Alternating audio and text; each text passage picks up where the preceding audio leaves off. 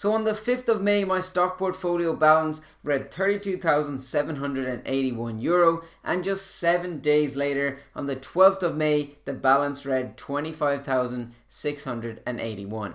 And unfortunately, the pain did not stop there. About 10 days after this, my portfolio reached as low as €22,497, giving me a total loss of about €10,000 in a very short space of time. Great, we can just put that into your retirement account and make it go to work for you, and it's gone. Now you'll be able to see here that most of the money that I did lose of this €10,000 was not of my principal that I invested, but rather it was unrealized gains, essentially gains that I hadn't cashed in on yet. But in that lowest example, I did actually dip below my original investment amount by about €1,200. But nonetheless, it was a lot of money to lose in your portfolio balance over a short space of time. Now, most of you who've seen my videos before know that my stock market portfolio is made up of about 90% in Tesla stock. And having such a concentrated portfolio, even at the best of times, often leads to big swings in your portfolio value, but especially in times of uncertainty, which we're essentially in now, possibly on the edge of a recession, it can lead to very big swings. A lot of stocks were hit very, very hard. For example, Netflix and Snapchat had some of the biggest drops in this short space of time, and Tesla even reaching as low as 50% off its all-time high. Now, this is of course one of the things that happens with not having too much of a well-diversified portfolio, just having it pretty much concentrated all in one stock.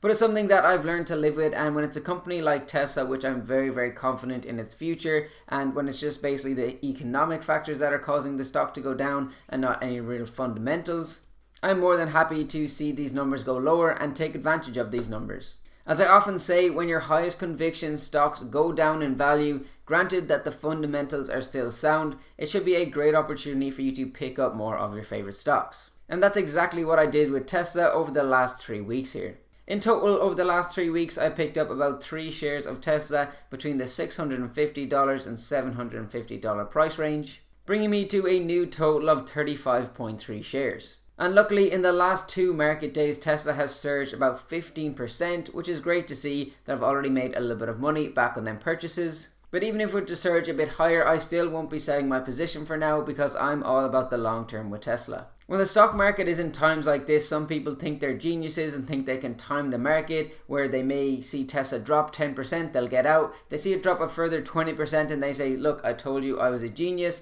But the reality is a lot of these people find it very difficult to actually get back into the stock. And as we've seen over the last 2 trading days with Tesla, it surged 15% in just those 2 days. So if you miss out on them 2 days trying to time the market, you've really put yourself on the back foot there. So for most people, it just makes sense to stay invested and add to your favorite stocks when they do end up going on sale. And of course, when times are good, do not be afraid to take your profits, because nobody ever became poor from taking them profits. But of course, that will depend on your strategy. For me, as I said, I'm more about the long term with Tesla, so I don't really plan to take too many profits in the next while. But when it does go back above the $1,200 range, which I'm very confident that it will, I may take a small bit off the table just in case we do experience more dips like this. But overall, I'll be leaving most of my position where it is for the long term. But it wasn't just me or other Tesla shareholders whose portfolios were very hurt over the last number of weeks here. Even people who invest in the S&P 500 seem to suffer quite a bit, with the S&P 500 being down nearly 20% since the start of the year. Even popular finance YouTubers like Graham Stephan on his podcast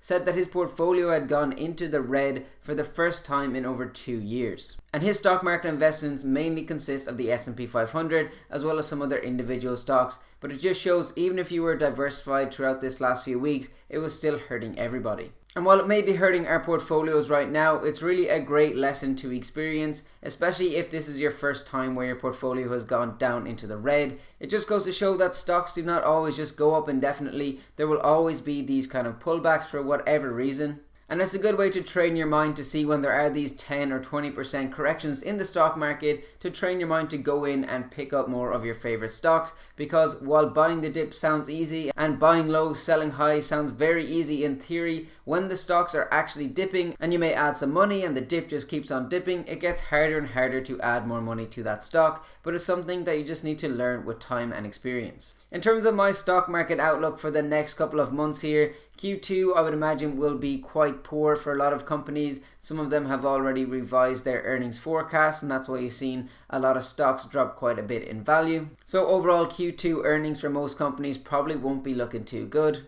But I'd be hoping that by Q3, maybe going into Q4, we'll start to see a bit of a resurgence in the economy and these companies will start to get their profits rolling again. But of course, nobody can know for sure. We'll just have to wait and see. But just make sure you stick to your strategy and stay patient. When in doubt, make sure to continue to dollar cost average. And if you do think that a bigger dip is coming or more pain is coming in the future, it may be a good idea to add some more to your cash reserves. That if the dip does come, that you're able to take advantage of it. But if it never comes, at least you're still dollar cost averaging and continuing to buy your favorite stocks. I'd love to know your thoughts on the stock market right now. What stocks are you guys investing in? You know my money is always going into Tesla stock, and especially when it's at these levels, it seems like a great buy for me for the long term. But yeah, let me know in the comments below, and if you enjoyed this video, I'd appreciate if you could like the video, and also if you're new, make sure you do subscribe to the channel as well for lots more content.